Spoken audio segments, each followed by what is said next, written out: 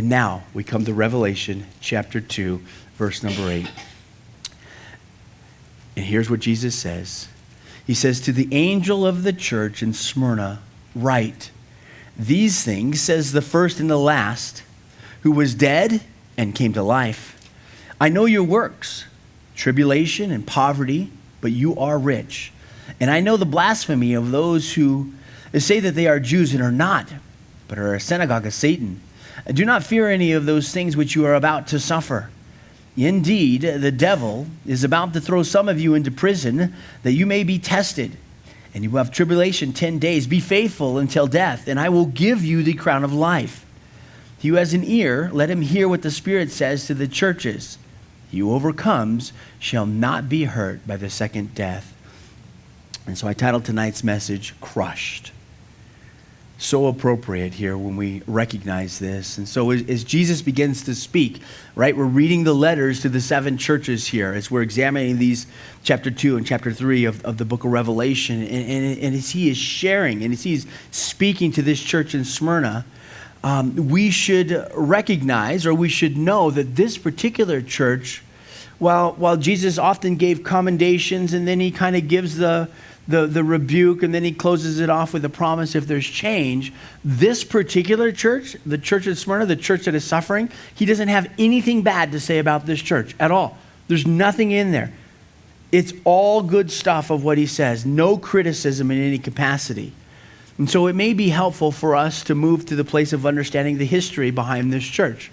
So this church, Smyrna, again, John wrote this around AD 95, and so we're going back to first century Christianity, and in around this particular time, Smyrna, this place was located about 35 to 40 miles north of the last church that we looked at last week in Ephesus.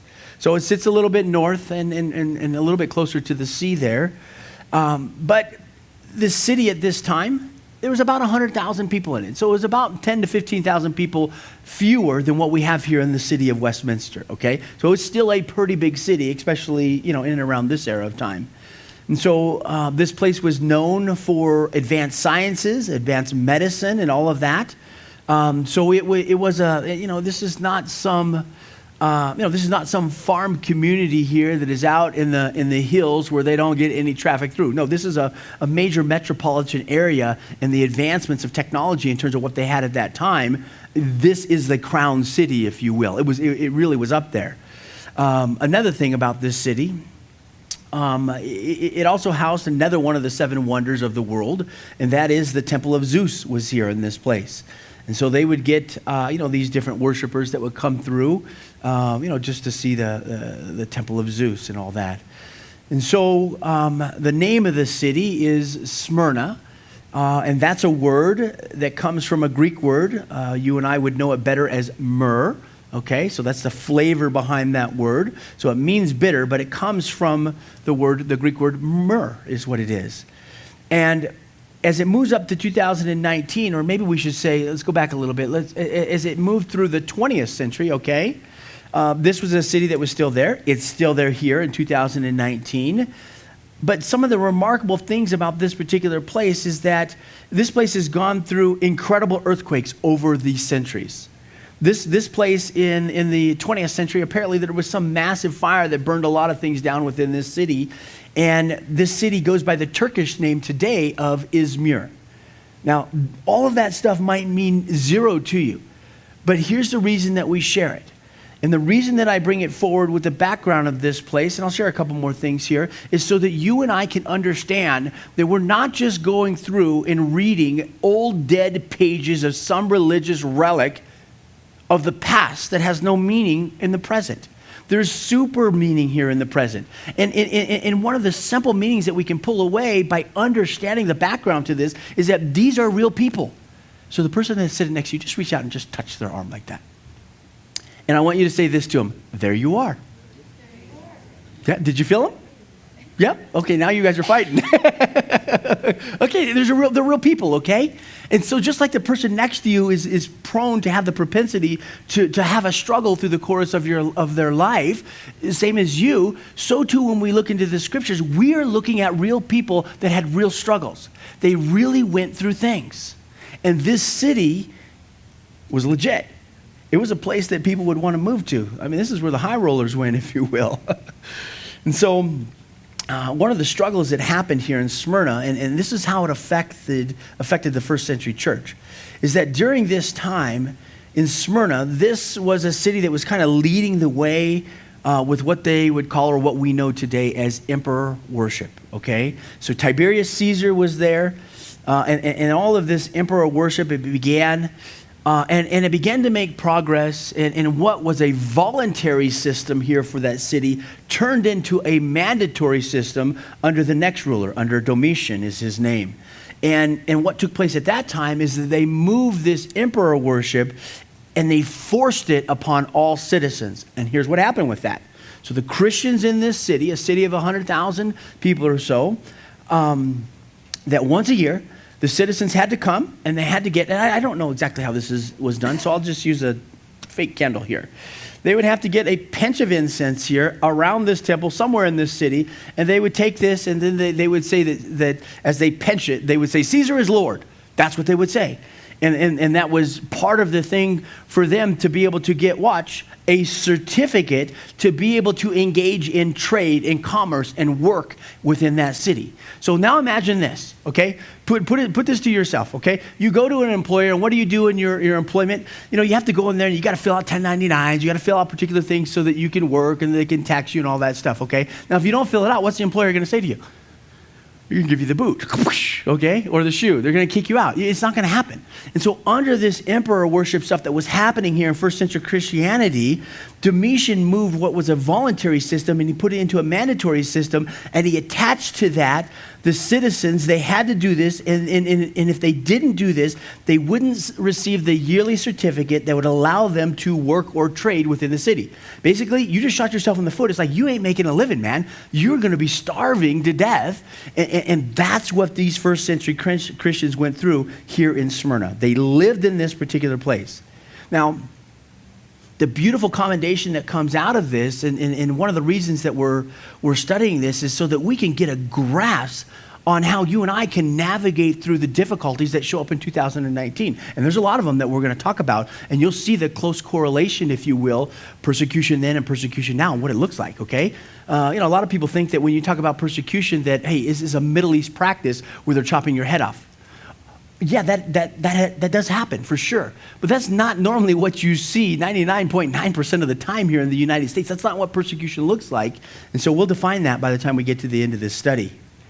Another thing here I want to share, just on the history side of this, is that church history, it tells us this, that the Apostle John was the one that wrote this, okay? He got the vision from the Lord on the island of Patmos. He penned all this stuff down. Now, one of his disciples was this, a guy by the name of Polycarp. Okay, Polycarp became the pastor, if you will, of Smyrna at some point in time. And somewhere around AD 155, it could be from 153 to 155. I had a hard time pinning down the date there. But right in that zone somewhere, that this guy, Polycarp, at the age of 86 years old, he refuses to denounce Christ amongst the city leaders and all this stuff. And so they were trying to torture him. And literally, right before they lit a fire, they were trying to get him to denounce Christ and to turn away from Jesus and all that stuff. And right before they lit this dude on fire, he says this. History tells us. He says, 86 years have I served him, speaking of Jesus, and never once has he wronged me.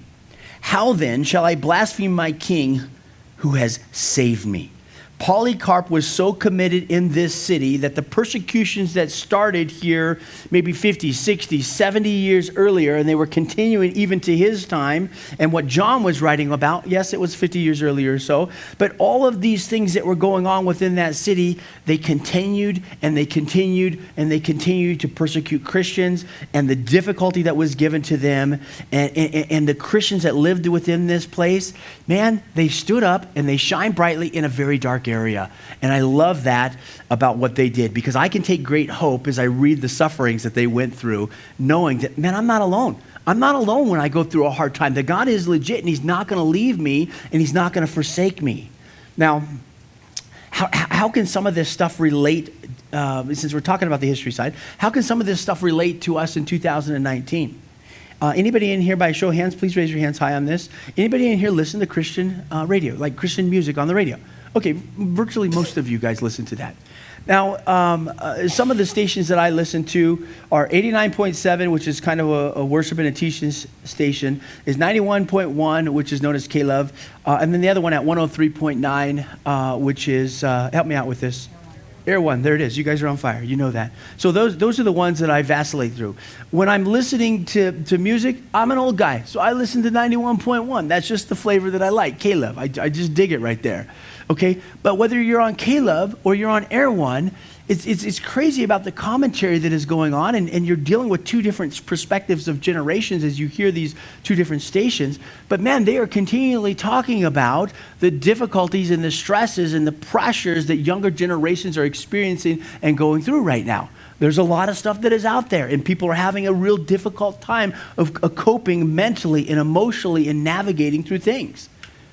So when we read the book of Revelation, some of the applications that we can extend and we can extract out of this is that God is not giving a letter to a bunch of mindless religious people that he just wants you to get caught up in all of the history of the things that have gone on where there's no real-time meaning in our lives. There is real-time meaning in our lives from this stuff, and that's what we're going to take out of this thing here, and that's what we're going to have as we move down. Let's just advance to point number 2. And this is powerful insights. Look with me one more time at verse 8 in terms of what Jesus says. He says, to the angel of the church in Smyrna, write. Now here's his signature. Here's his calling cards.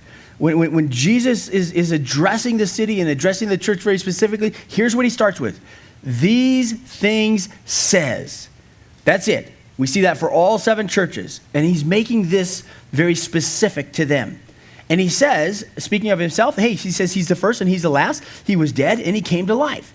Okay, so Christ is talking about his life and his death and his resurrection, okay? That he too was persecuted and he was put to death. The meaning behind Jesus' death was to pay the price for the sins of the world. It's for as many as that would come to him, actually.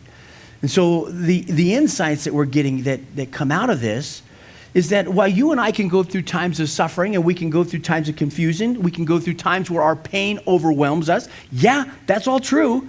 But we must take away the understanding from the scripture and we must realize that though it can overwhelm us, it can never rob or steal our hope because our hope is secure in Jesus Christ, period, and end of story. Can't take our hope. And when you're going through and you're sailing through some dark nights, hope is some of the things that you need. Some of you know my story. Some of you know that 27 years ago, I stood there in the place in a bedroom in my mom's house where my wife and I were staying with our oldest daughter, and I took a gun out and I shoved it in my mouth. May 7th, 1993, at about 8 o'clock at nighttime, because of the hopelessness that I had at that particular point in time. I wasn't a Christian, and I'm looking to kill myself at that time. And God blessed me, and he helped me to get through that emotional time because I broke and I cried out to him. I said, God, if you're real, I need you. And I stand here 27 years later having the opportunity to teach through the scriptures about suffering and what it means to our life. It's a heavy thing, man. These guys were going through things that were crushing them. Verse 9 and 10, it says this. He says, I know your works. Okay, so if I can give you a big picture here, okay, I want to open up your thoughts for just a second, okay? If you're looking at that text, he says, I know your works. Now, I want you to use your fingers here and count with me, okay? And I'm going to point it out to you. He says, I know your works. He talks about tribulation. He talks about poverty. He talks about blasphemy, okay? Go down into verse number 10, middle of verse 10. He talks about people going to prison. And at the end of verse number 10, he talks about death. He gives 5 separate things here within this. These are insights that come out of this particular text. And Jesus says, listen, this is what's going to happen. He says, I know your works. Little Greek on this is that your business, your employment, your industry. Remember what was going on with these Christians. Because of the emperor worship there, because they weren't saying that Caesar is Lord, because the Christians refused to partake in that, thus they were squished out of all the trade and all the work that was within the city. They were suffering economically. Yes, there was real loss and real things that were going on. And Jesus says, man, I know this. I know what's going on here. But they made the choice to stand for Christ. Yes, they were cut off from everything else, but they made a decision to very specifically to live for Christ. And they refused to engage in this emperor worship stuff. And so let's take this and let's turn and open this up a little bit here. And here's where the study can take on a little bit of life. Because as we take these things and we navigate what they were wrestling with, and we update the situations here to right now, 21st century persecution, okay, we're going to see a whole different thing. But what we're also going to see is that, man, much hasn't changed at all. Because Satan is still trying to squish the life out of Christians. And he's still, while his tactics might appear a little bit different, the core element of what they are, they're still the same thing, man. He's messing with people. First one is stereotypes. 21st century persecution here, it includes 5 things. Now, I want to make sure that I tell you that these 5 things that I'm listing out to you, these are not my 5 things. I didn't come up and make these things up. This was put in Christianity Today earlier this particular year. The 5 things. And they did this great big old article on what persecution looks like here in the 21st century. And the first one that they mentioned was stereotypes. What is this? Well, listen, Christians are often labeled as malcontents, and the phrases that are used to describe Christians are this. Listen to me. Homophobic, intolerant, bigots, hypocrites. So in 21st century Christianity, while we're not dealing with emperor worship like this city Smyrna is and the persecution that they were under, if we change it and we come from first century to now to 21st century, the things that we wrestle with within America are these types of perspectives of being put upon and thrust upon Christians to where you're squished out of the major movements of society. First one is that stereotypes. By getting that label of being homophobic and intolerant and bigots and hypocrites and all of that stuff. Second thing is this, is that as Christians, we're often marginalized. What does that mean? It means that we're told that we are to keep our Christian beliefs as private, that we're not allowed these things out into the public. Why? So that we don't offend other people. That's why we're to keep them to ourselves. And the Christian is the one that is treated as being somebody that is, they're insignificant, they're marginalized. And when it comes to getting involved in media or in politics or in education, the influence is minimized. You're squished out of the running lanes, if you will, within society. And that's how Satan works. He tries to push the mute button on our lives as opposed to allowing us to shine brightly, whether it was here in Smyrna and what he did with them, squishing them out of society, or what happens in 21st century Christianity where you and I are. The tactics are the same. He wants to push the mute button on our lives. Third thing is this, is that if they don't get you if Satan can't get you by using people to put a stereotype on you, if he can't get you by trying to marginalize you, then he moves to the next spot, and that is that he threatens you. This is all happening within our society right now. That Christians, they run the risk of getting demoted or terminated or disassociated because your beliefs no longer fit the general population of what's going on within our culture. And so we're told to be quiet, or you're going to suffer a financial loss. You may lose your job. Fourth thing is this, and this is intimidation. That Christians are forced to accept, watch, abortion, homosexuality, gender dysphoria, and other morally misguided issues. How so? The intimidation aspect, it surfaces this way, okay? And that is that we must accept and tolerate, and we must demonstrate that by celebration to whatever the moral disfigurement is. Now, I want to stop right here because I know I've got, strangely tonight, I've got young folks within this room, a number of different people here. And I don't know everybody within the room. I need to make sure that you understand that I had no idea that you, or many of you, would be visiting here tonight, okay? And so, if I would have known you were visiting here tonight, I would tell you this. I wouldn't change the message either way, okay? So now that we got that settled, let me move on to capturing a right understanding in all of this. This is not a generational topic. What we are dealing with is historic Christianity topics. And the message, as it comes in such a way, it's like, can you see on both sides of this stage, like right down low, that if I look right here, I'm looking into this super bright lights that are right here. And now I look back at you and I can't see your face. I got white spots on my eyeballs, okay? But that's what this message is like. As we deal with this and we shine and we use these particular topics and these words and we start pulling out of the dark, if you will, some of the things that are going on, it shines in such a bright way. It's like, oh my goodness, that can be really repulsive. Listen, the message is Jesus. Jesus loves people. And the topic that we're going through is we're dealing with persecution as to what took place in first century Christianity in the city of Smyrna.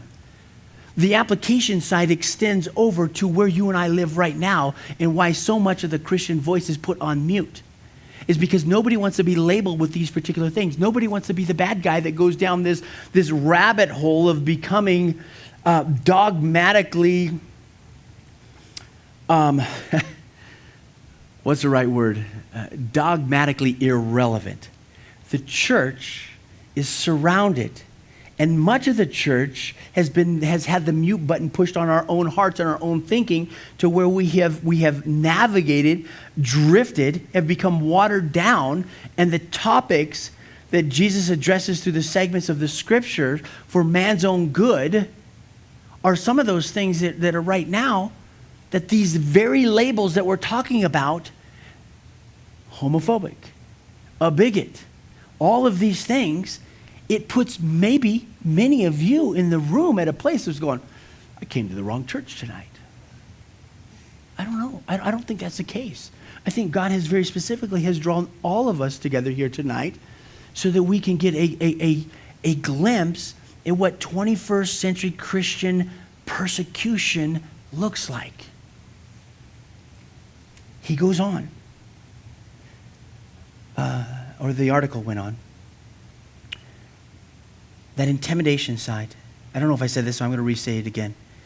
The intimidation side, as it goes over these topics, abortion, homosexuality, gender dysphoria, morally misguided issues, okay? The intimidation thing is that you Christians must accept and you must tolerate, and the way that is demonstrated in your life is through the celebration of these things. The fifth and final one is this. Is litigation. If the Christian is not silenced through these different aspects, stereotypes, being marginalized, threatened, intimidation, etc., that the next step of 21st century persecution for the Christian in America is litigation.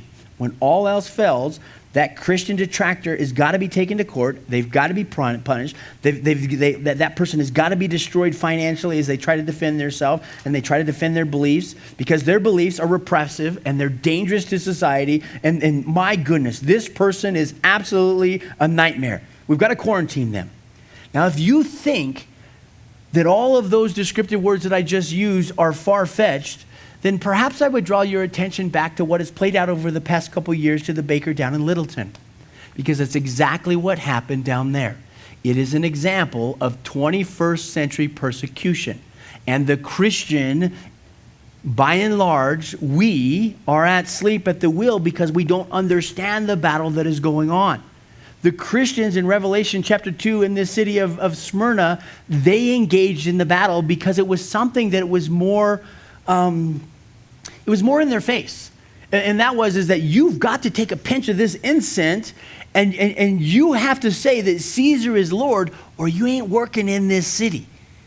And so, the Christians are saying, man, I know the scriptures. We ain't calling anybody else Lord at all. That's Jesus, right? And they held to that. The subtlety of the way Satan works here today within our culture is that he gets the generational confusion going on. He mixes the whole thing up, and then we got this generation fighting with this generation. These guys are stuck over in the middle here. They don't know which generation to grab hold of, and the next thing you know, the church is fighting against each other in all the silliness. But it's a very clear message that when we understand the heart of Christ, and we understand as we read about Jesus looking at these individual churches, his encouragement to this church in Smyrna was, good job, man. You're standing your ground. Keep going. Even though you have been marginalized and squished and you're suffering, he says, keep going. Perhaps you would remember with me in the Gospel of Mark in chapter 6, verses 18 to 19, that there we get just a little snippet about John the Baptist that John the Baptist, he spoke up, and the leaders of his community, he says, man, you can't be having your brother's wife. And what happened to John the Baptist? They marginalized that guy. When you speak up, they're going to take your head. Somebody's going to take your head. And I must tell you that it's not against people. The battle is not against people. So if you think, if this political group or that political group, please let me give you a Christian perspective. That's not what the scripture says. The scripture says it's not against flesh and blood. It's against principality and power and a whole host of wickedness in the heavenly realm. It is a spiritual battle that is going on behind the scenes that moves people in one direction or another direction. But if you want to stand up for Christ, John the Baptist spoke in a very political capacity, and the dude ended up losing his head at some point in time. That's crazy, man, when you think about that. Let's move on to the final thing, because I can see that I am totally entertaining you at this point. It's all right to laugh. I see you guys smiling. Don't worry about the person next to you, all right? All right, the final point here is this: an outcome to remember. If you're not able to receive any of the rest of the message and the applications that we've pulled out of that, then I'm going to encourage you that you would grab hold of this, because we all go through places and times and seasons of suffering. The 5 points, as I already laid out to you: the tribulation, the poverty, the blasphemy, the prison, the death. Okay, those are all within there. Let's define them now. The tribulation, what is it? This is a crushing pressure, okay? That's it. It's a crushing external pressure. It is likened to grinding grain into flour. You're pulverizing it, okay? That's the idea behind tribulation. The idea is also likened to taking grapes and squishing them and getting juice out of them, okay? So you're completely obliterating. That's the tribulation, a crushing pressure. Now, when we started our study, I shared with you the definition in terms of where the word Smyrna came from, right? It's from that Greek word for myrrh and all that. The powerful thing is that when myrrh, when they get it off of the root or off of this little tree here, in order for it to have that wonderful smell that comes out of it, it's got to be crushed. And that's what was happening to the Christians in Smyrna, that they were being crushed by the circumstances. Tribulation is the word that we're reading, but they were being crushed by this pressure, and instead of being decimated to the point of no existence, what it was bringing out of them is like you squish a grape. Well, what's going to come out of a grape? Grape juice, right? It would be grape juice, yes. And what was coming out of them is what was on the inside. You were seeing the fragrance of the life of Christ come out of them in the middle of suffering. And we should take away that, and we should understand that. Second thing is poverty here. Okay, verses 9 and 10, within those 5 things, poverty is in there. Well, what is this? This poverty, or what this talks about, is absolutely being destitute of the necessities for life. They face such huge economic pressures for being Christians that they couldn't even conduct their day-to-day regular household life stuff without feeling the pain of that, because they were so poor. Third thing is blasphemy. And if we could put a little flavor on this, maybe that's the right word, okay? We know this about Smyrna, that this town, it had Greeks in it. It had Gentiles, I should say. It was also a place where there was a Jewish population there, so Judaism was in this place as well. And one of the things about the blasphemy here is that as we read the Gospels and we see Jesus' ministry, whether we're reading that primarily in Matthew, I would say, you'd see the way that he ministered to the Jewish people, okay? His desire was that the people there would accept him as Messiah, for sure. But what was going on in Smyrna is that those Jews in Judaism were the ones that were actually persecuting the Christian church. Think about this for me. Maybe the hardest wrongs for you and I to handle are the wrongs that come our way from the people that should have treated us right. Think about that. That's a very difficult thing to swallow down when it's like, wait a minute. Why am I getting such bad treatment from my mom, my dad, my brothers, my sisters, my family members? Man, I've had this friend for, 4 decades now. Why is that person, how could they do this to me? And that is some of the most difficult things to swallow down. And that's the idea that we're capturing from this. He goes on, and then Jesus goes on and he says, listen, some of you are going to be put in prison, okay? Some of you are going to be, you're going to move to that place where you're going to be put to death. And so loss of freedom and loss of life, those are all things that are there. 2 Timothy chapter 3, verse 12, it tells us this. It's on the screen here. That Paul says this. He says that all who desire to live godly in Christ Jesus will suffer persecution. All of these things that we have talked about here and we've gone through, as we're referencing a church and a city from first century Christianity, Paul says that for anybody that desires to live godly, you're going to experience these pressure points.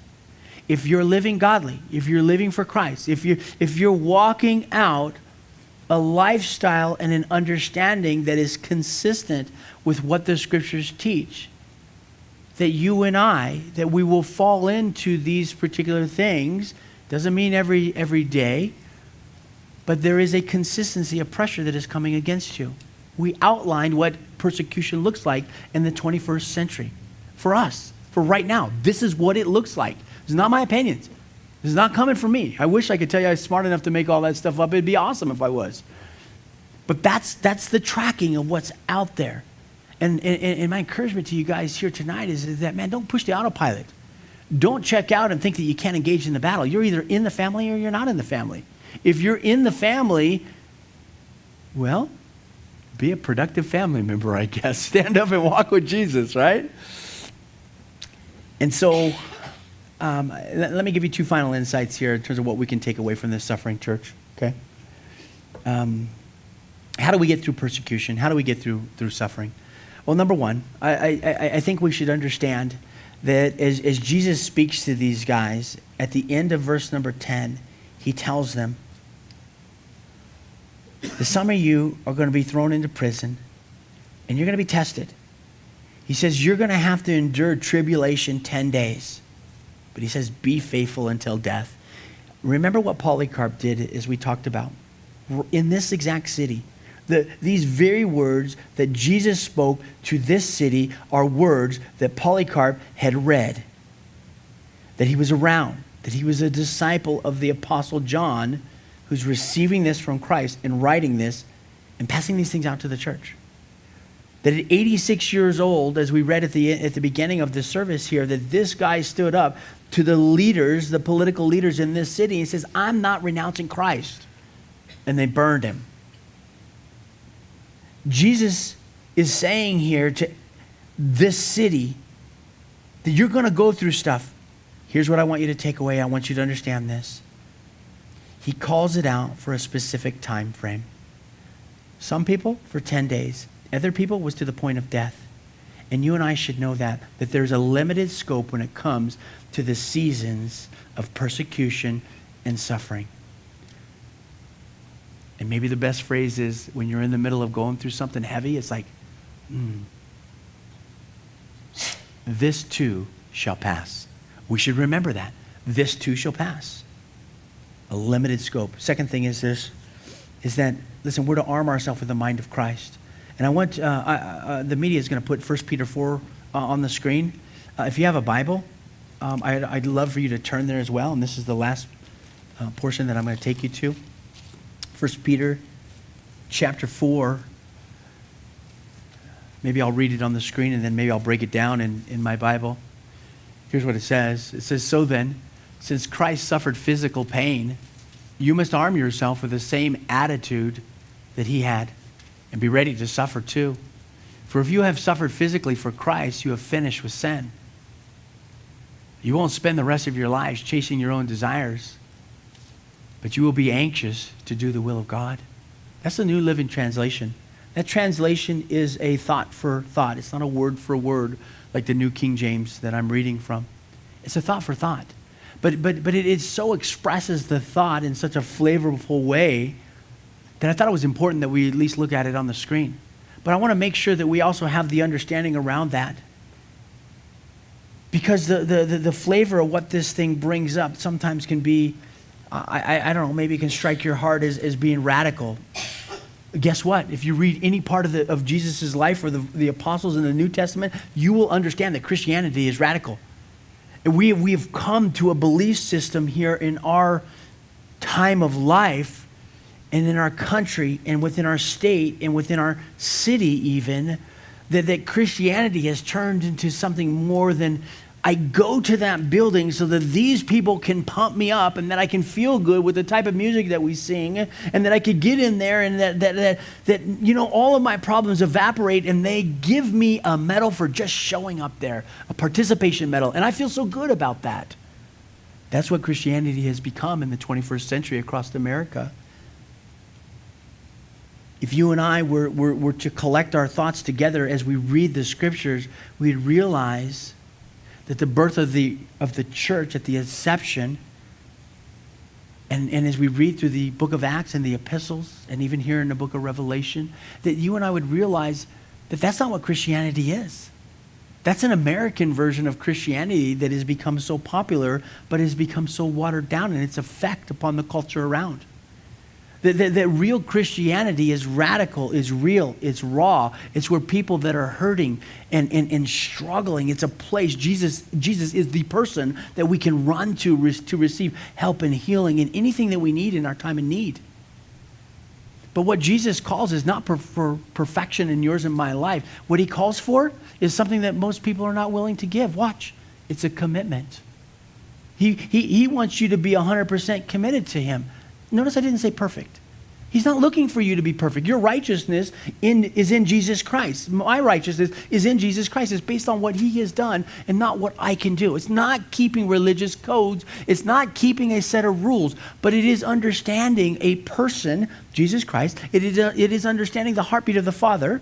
And it is understanding that we have the Holy Spirit to help us to live, to learn, and to walk these particular things out. That indeed that we can shine brightly for Christ today in 2019. That we don't become weak, watered down, and irrelevant.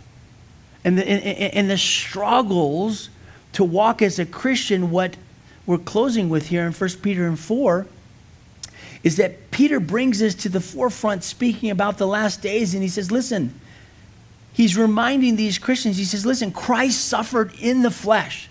And he says that you're to arm yourself with that same mindset. It doesn't mean you can't get married, have kids, have a great life, have a great job, and all of those things. It doesn't mean anything like that. It doesn't mean that you're to run out there in the middle of Wadsworth and put a sign on and stop traffic and use one of those things that they use like at the football games, the horn thing. You start honking the horn little deal there and stopping all the traffic and say, repent or you're going to hell now. It doesn't mean that. If you do that, you're going to get arrested and go to jail. I'll come and visit you. So we'll put you on social media and we'll watch you, okay? But it doesn't mean that. There are times that you have to take a stand. That is for certain. There's never a time that you have to go and to be weird. But you have to take a stand. And what he wants them to, what Peter wants the Christians to understand is, man, arm yourself with this same mindset. He says, for he who has suffered in the flesh, I need to define that. Because I am somebody that has suffered in the flesh.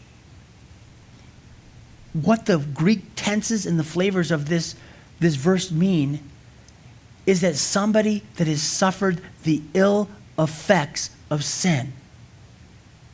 If you have suffered the ill effects of sin through alcohol, through substance abuse of any kind, through my situation, putting a gun in your mouth, being trapped in pornography, wrestling with prescription drugs, any of these.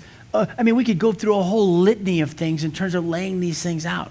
He says, listen, arm yourself with this mindset. Why? Because the person that has suffered the setbacks of a sin-filled life, you recognize what Jesus did. He lived a sinless life, and we're able to rely upon him to be our righteousness. And he says, once you've suffered from these things, he says, your temporal person, your flesh, you've ceased from sin. That means that you are no longer seduced by going back down a road and engaging in the use of cocaine. That was something as a sinner for me that was very attractive. But do you understand what I'm saying with that? Are you understanding as we dissect and we preach the gospel message here, is everything that Jesus wants to do is something is real, it's raw, it's powerful. He wants to save us from our sin. And the things that are getting pointed out here is that, man, if you're that person that has been touched and you've been in these particular spots, you ain't fooling around with that stuff anymore after Jesus has touched you and saved you, because you know how painful it is. And so we're to arm ourselves with that particular mindset when we come to these places of persecution and suffering and all of that. Thanks for joining us today. If you want to know more about having a real relationship with God, click the Do You Know Him link at westminstercalvary.org. We invite you to join us for our regular worship services on Sundays at 9:30 a.m. and Wednesdays at 6:30 p.m. We are conveniently located on the northeast corner of Wadsworth Parkway and Church Ranch Boulevard in the Stanley Lake Marketplace Shopping Center. For more information, please contact our church offices at 303-223-4640. Thanks and God bless.